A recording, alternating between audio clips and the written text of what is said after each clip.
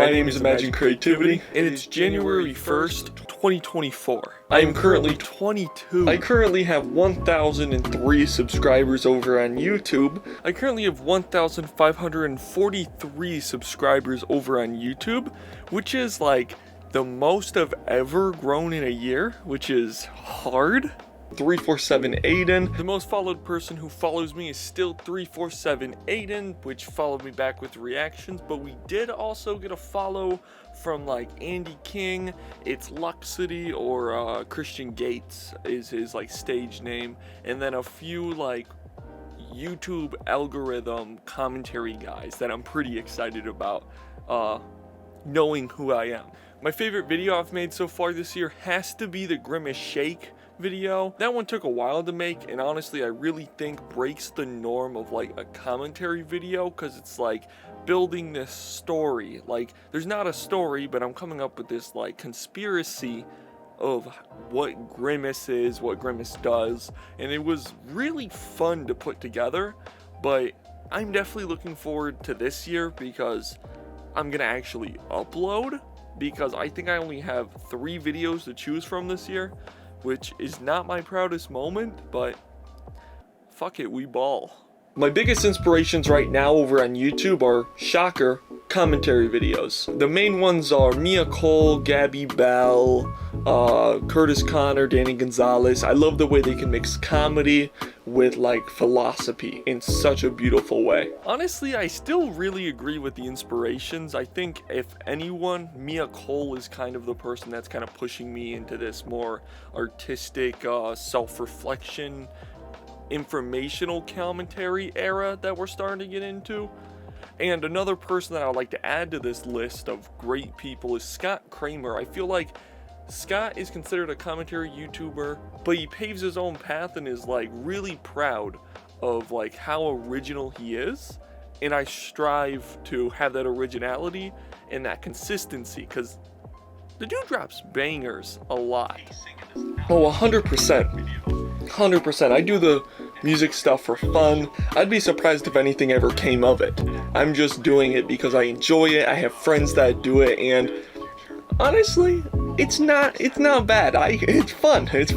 The ironic thing about this question is I said 100%, but 2023 was kind of the year I leaned more into music than ever before.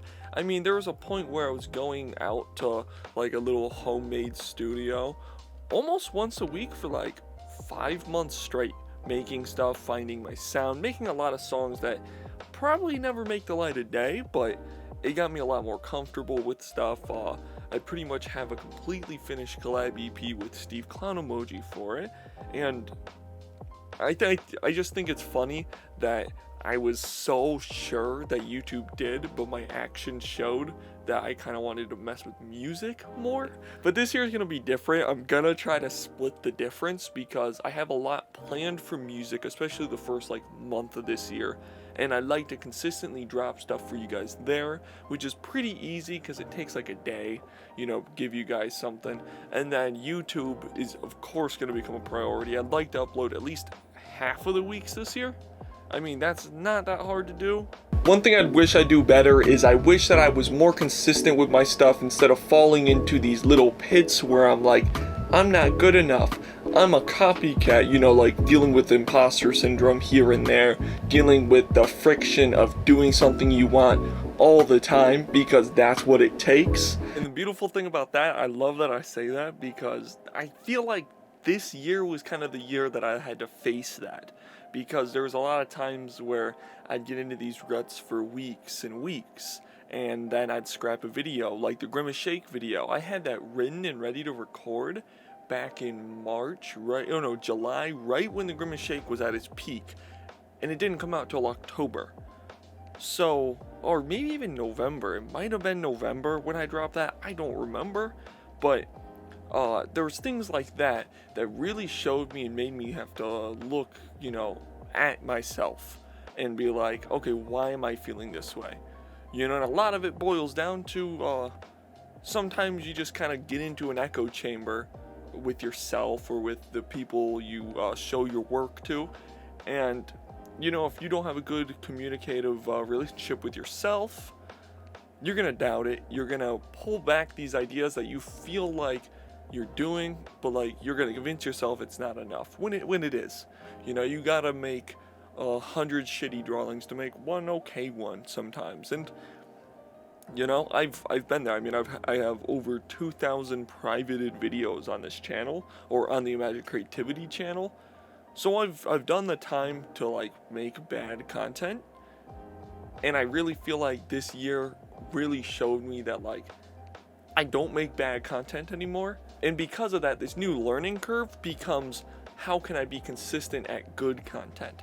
And how could I look at myself in a better light? And I feel like I got a good grip on it this year.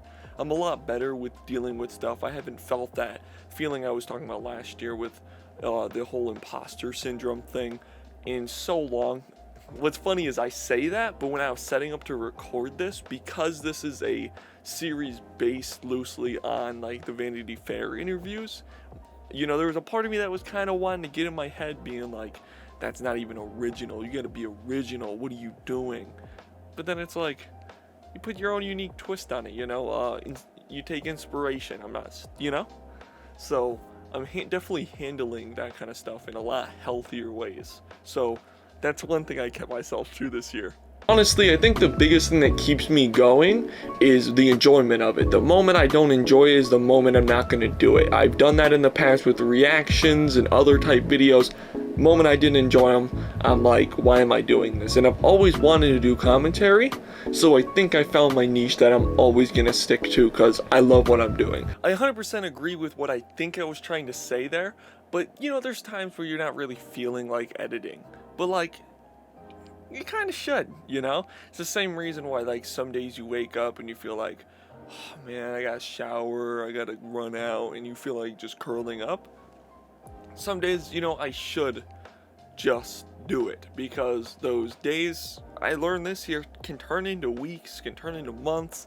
And then I'm looking at my channel with 3 months ago upload, where like the majority of my channel's shorts content. You know, and I enjoy putting out the content. It's just, we're all gonna have those days, and part of the process is that feeling of, oh, okay. But every single time, once I get into it, give me 30 minutes on my computer with me being like, oh, I gotta edit. I'm gonna be fucking giggling at myself, fucking taking little clips for the Patreon. I'm gonna be enjoying every moment, being like, oh, I could add this, you know? So it's always worth it. And even when you're like, the love's gonna show, you know? And that's of course me not saying, if you're not feeling it, just do it. We all need off days. I've taken a good amount of off days that I really needed, because you get burned out, you know? And I think a big part of that is not listening to your brain and not deciphering what, like, alright, I need a break and I want a break is. I'd probably say the most important part of life is living it. There's one quote that I heard recently that I really stuck with me, which was, what's the meaning of life? To live it, what I'm guessing. And I don't know why, but it stuck with me, and I feel like that's a pretty good mantra. Okay, this was, I recorded this last year when I was like really in my head. I remember listening to that for the first time and getting it stuck in my head like crazy.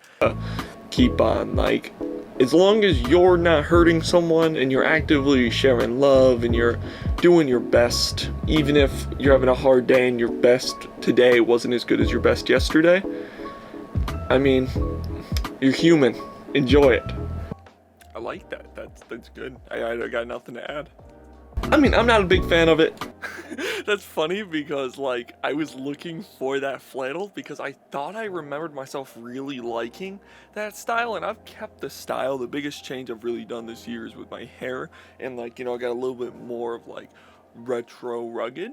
You know, I'm like 2 steps from like looking like a greaser at this point. But I think the coloring's simple but good. I mean, I like this. I definitely like the style this is. So I actually have a few goals this year that I have in a notepad. You know I go on to say that like, I'm not a really number goals person, but I remember being really stuck on that this year when I got to like the July, June, and I had 2 videos out, and I was like, oh man, I've only grown 200 subs at this point, or no, probably 100, because most of my growth came from these past few months with Tips for Young Adults in the 1 year series, which maybe we'll talk about the 1 year series in this, we'll see. So my goals this year, I don't actually have a note at all. Like, I kind of forgot that this was in the questions, because I don't think this isn't in the Google Doc, so good job, producer, director, Imagine, you're killing it. I think my major goals this year is like focusing on consistency and seeing what it takes for me to constantly get content out across streaming platforms and really see what it takes.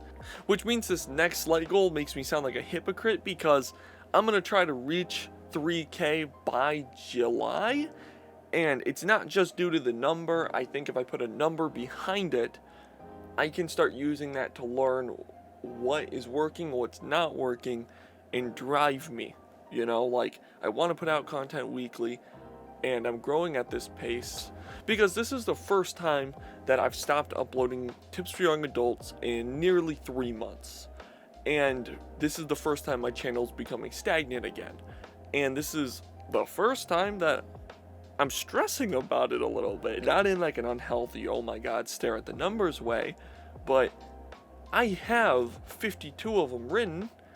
I just need to record 52 of them. So it kind of becomes a thing where I'm stressing about me not taking the initiative I need to, and therefore it's suffering, and kind of coming into realization that the only way this will happen is if I'm 100% behind it. So honestly, I'd probably say don't let yourself get into your head and overthink absolutely everything you do, because that causes nothing but delays, stress. That just reiterated everything from this fucking year, which is so funny, because all last year, that's all I did. That's all I did, which is so funny. So I'm going to try my best not to make this advice the same thing where I kind of just like tell myself what I'm gonna do. I'm like Nosferatu. So I honestly gotta say, the advice I'd give myself a year from now would just be stay consistent with it. You know, when you have those moments of like, just hold yourself to that higher standard you want to, because you're the only one that's gonna do it. I feel like treating it like a job has its like little gripes that can get you caught up when you stress about it, you overthink about it constantly, and then you kind of get stuck in that mindset of 3 weeks go by because you just can't bring yourself to touch the computer with burger cheese on it. This video that I have coming out in like 2 weeks after this comes out is like the first time that I like fully tried to improv sections of the script. I'm completely recording and editing sections of the video to like fit artistic vibes. I'm trying really cool stuff with it that like I'm editing it out of order. I'm trying all this unique stuff I've never tried before, along with it taking over 60 hours to get all footage that I needed for this video out and ready to record, you know, edit. But all that really just taught me I have to believe in it. If I'm just recording it to record it, then I'm gonna end up scrapping it. The coolest thing that's happened to me this year is I got to edit for Gabby Bell and Andy King and completely mix and master a full studio album for someone. So I've really been able to like enter that freelance space and really see and hear feedback one-on-one with like other content creators in my sphere, which has been so eye-opening, and I think one of the biggest reasons why I don't struggle with like my self-image as a creator anymore, because I've had creators that I have looked up to or I've seen come up and I've like been like, oh, they're doing it, tell me that I have what it takes, but I just gotta upload more than once every 4 months, you know? So that was pretty fucking cool, dude. I mean, the biggest disappointment that I've faced this year was just coming to terms with like, I did kind of throw this year away, especially because we had this 1 year series and I recorded pretty much a full like doc to go along with it. just for me about 6 months in to lose all motivation for it and fall down like an ever-evolving rabbit hole of trying to play catch up to something I'm never gonna muster up the courage to get to. But no, it wasn't until October I was kind of like, yeah, I kind of dropped the ball, you know, with everything. I can't say I did anything strong this year. I did go strong on TikTok for a few weeks, or like 2 months, but TikTok showed me that TikTok doesn't like me, so that was a little bit of a waste of time. Honestly, the best thing to happen to me career-wise this year is I got to try a lot more artistic stuff that I normally wouldn't even think of touching. I directed a music video for me and Steve Clown Emoji called For the Bit, which is very much a unique music video, but like, it's kind of like my first step into directing something. I tried a lot more artistic stuff that never really came out. I shot a lot of short narratives. I toyed around with writing like a horror short film for October. You know, I really flexed the artistic and creative angles of content creation this year, which by the end of the year, I started implementing and learning how to put into my content in a way that's still digestible and not just like pompous and fucking makes me look like a fucking douche. Another thing I was really excited about doing was I was able to do an interview with Aiden Scar, which was like, wasn't about the artist or anything, but it was like the first time I spent probably 2 days writing the script, listening to the project over and over, adding a lot of comedic elements into it that like made it feel uniquely mine. That wasn't just podcast bro sits on mic. Once again, the series is completely based off of the Billie Eilish Vanity Fair interviews, which, of course, like I said last year, makes me a copycat. I'm a fraud. What do you guys think of the hair? You guys fucking with it? Do we keep on going? Or do I go get a mullet?